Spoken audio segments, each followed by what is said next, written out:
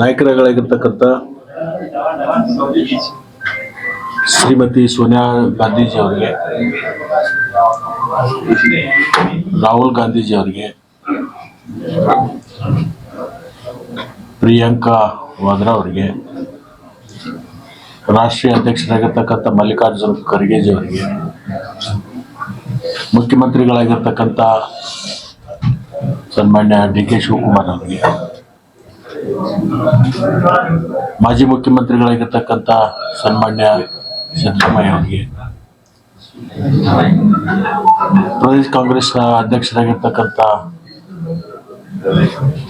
ನಮ್ಮ ವಿಶೇಷವಾಗಿ ಸಂಘಟನೆಯಿಂದ ಬಂದಿರತಕ್ಕಂಥ ಹರಿಪ್ರಸಾದ್ ಅವರಿಗೆ ಮತ್ತು ಪ್ರತ್ಯಕ್ಷ ಅಪ್ರತ್ಯಕ್ಷವಾಗಿ ನನಗೆ ಸಚಿವ ಸ್ಥಾನ ಕೊಡಿಸಲಿಕ್ಕೆ ಮತ್ತು ಕೊಟ್ಟಿರ್ತಕ್ಕಂಥ ಎಲ್ಲ ನಾಯಕರಿಗೆ ನಾನು ಬೆಳಗಾವಿ ಜಿಲ್ಲೆಯ ಜನರ ಪರವಾಗಿ ಮತ್ತು ನನ್ನ ವೈಯಕ್ತಿಕ ಪರವಾಗಿ ತುಂಬ ಹೃದಯದ ಅಭಿನಂದನೆಗಳನ್ನು ಅವರಿಗೆ ನಾನು ಸಲ್ಲಿಸ್ತೇನೆ.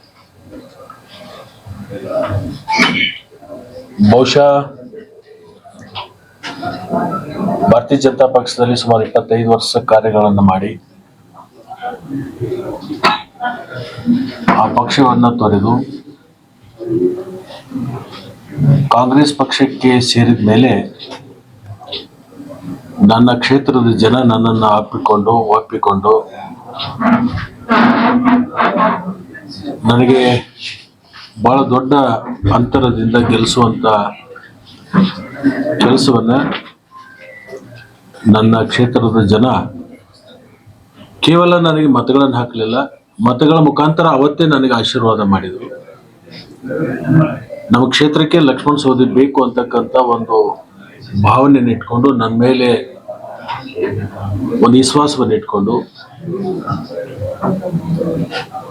ಅನೇಕ ವರ್ಷಗಳಿಂದ ನನ್ನನ್ನು ಬೆಳೆಸಿರ್ತಕ್ಕಂಥ ಮತ್ತು ಪೋಷಣೆ ಮಾಡಿರ್ತಕ್ಕಂಥ ನನ್ನ ಕ್ಷೇತ್ರದ ಎಲ್ಲ ಮತದಾರ ಪ್ರಭುಗಳಿಗೆ ಮತ್ತು ವಿಶೇಷವಾಗಿ ನನ್ನ ಗೆಲುವಿಗೆ ಯಾವಾಗಲೂ ನನಗೆ ಬೆನ್ನೆಲುಬಾಗಿ ನಿಂತಿರ್ತಕ್ಕಂಥ ಹಿರಿಯರಿಗೆ ಮತ್ತು ಪ್ರಮುಖ ಕಾರ್ಯಕರ್ತರಿಗೆ ಅವರೆಲ್ಲರಿಗೂ ಕೂಡ ನಾನು ಅತ್ಯಂತ ತಲೆಬಾಗಿ ಅಭಿನಂದನೆಗಳನ್ನು ಸಲ್ಲಿಸ್ತೀನಿ.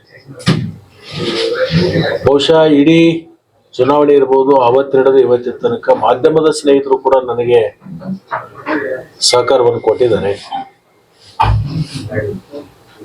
ಕೆಲವೊಂದು ಸಂದರ್ಭದಲ್ಲಿ ನನಗೆ ಕಿವಿ ಮಾತುಗಳನ್ನು ಕೂಡ ಹೇಳಿದ್ದಾರೆ.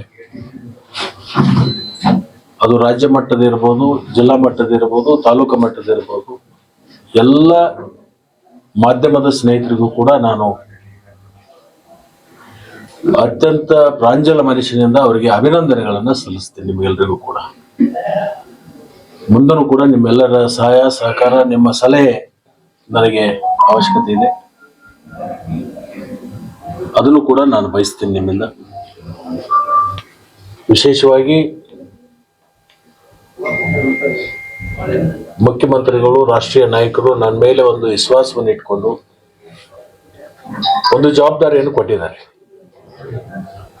ಬೆಳಗಾವಿ ಜಿಲ್ಲೆ ಇರಬಹುದು, ರಾಜ್ಯದಲ್ಲಿ ಅನೇಕ ಕ್ಷೇತ್ರಗಳಲ್ಲಿ ಸಂಘಟನೆ ಮಾಡೋದ್ರ ಮುಖಾಂತರ, ಸಾರ್ವಜನಿಕರ ಕಷ್ಟ ಕಾರ್ಪಣ್ಯಗಳಿಗೆ ಸ್ಪಂದನೆ ಮಾಡೋದ್ರ ಮುಖಾಂತರ, ಸರ್ಕಾರದ ಯೋಜನೆಗಳನ್ನ ಪಾರದರ್ಶಕವಾಗಿ ಅವ್ರ ಮನೆ ಬಾಗಿಲಿಗೆ ಮುಟ್ಟಿಸೋದ್ರಲ್ಲಿ ನನ್ನ ಪ್ರಾಮಾಣಿಕವಾಗಿರ್ತಕ್ಕಂಥ ಪ್ರಯತ್ನವನ್ನು ನಾನು ಮಾಡ್ತೀನಿ.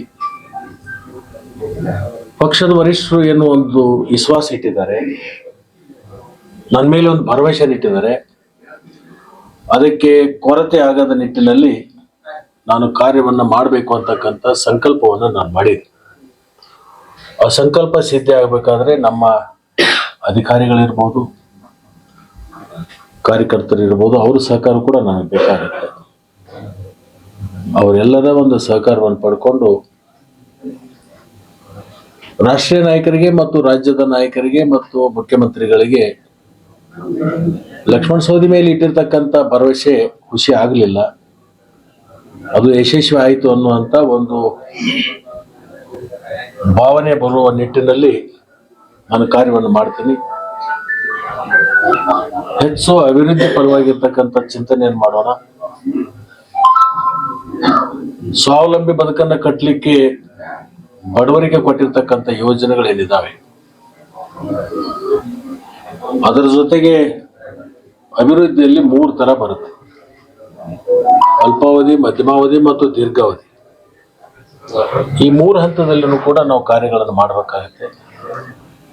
ಜಿಲ್ಲೆಯ ಎಲ್ಲ ಶಾಸಕರನ್ನು ಕೂಡ ವಿಶ್ವಾಸಕ್ಕೆ ತಗೊಂಡು ಒಟ್ಟಾಗಿ ಒಂದಾಗಿ ಸರ್ಕಾರಕ್ಕೆ ಒಳ್ಳೆಯ ಹೆಸರನ್ನು ತರಲಿಕ್ಕೆ, ಪಕ್ಷಕ್ಕೆ ಒಳ್ಳೆಯ ಹೆಸರನ್ನು ತರಲಿಕ್ಕೆ ಏನ್ಯಾವ ಕರ್ಮಗಳನ್ನು ಮಾಡಬೇಕೋ ಆ ಕೆಲಸವನ್ನ ನಾನು ಮಾಡ್ತೀನಿ. ನಿಮ್ಮ ಸಹಕಾರ ಕೂಡ ನನಗೆ ಬೇಕು. ಧನ್ಯವಾದಗಳು. ತಮಗೆ ಸಚಿವ ಸ್ಥಾನ ಕೊಡಬೇಕಿದೆ, ಅನಿವಾರ್ಯತೆ ಆಗಿದೆ, ತಮ್ಮ ಸಾಮರ್ಥ್ಯಕ್ಕೆ ಸಿಕ್ಕಿದ್ದು ಜಿಲ್ಲೆಯಲ್ಲಿ ಎರಡು ರೀತಿ ಏನ್ ಮಾಡ್ತಾ ಇದ್ದಾರೆ. ಇದನ್ನ ನಾನು ವಿಶ್ಲೇಷಣೆ ಮಾಡೋಕ್ಕಿಂತ ನೀವೇ ವಿಶ್ಲೇಷಣೆ ಮಾಡಿ ಬರ್ಬಿಟ್ರೆ ಒಳ್ಳೇದು ಅಂತ ನಾನು ಭಾವಿಸ್ಕೊಳ್ತೇನೆ. ಸರ್, ಈಗ ದೆಹಲಿಯಲ್ಲಿ ಮುಖ್ಯಮಂತ್ರಿಗಳು ಎಲ್ಲ ಬೆಳಗಾವಿ ಜಿಲ್ಲೆ ನಾಯಕರ ಸಭೆ ಕರೆದಿದ್ರು. ಯಾವ ರೀತಿಯ ಒಂದು ಸಲಹೆಗಳನ್ನ ಕೊಟ್ಟರು, ಸೂಚನೆಗಳನ್ನ ಕೊಟ್ಟರು? ಒಟ್ಟಾಗಿ ಹೋಗ್ಬೇಕು, ಒಂದಾಗಿ ಹೋಗ್ಬೇಕು,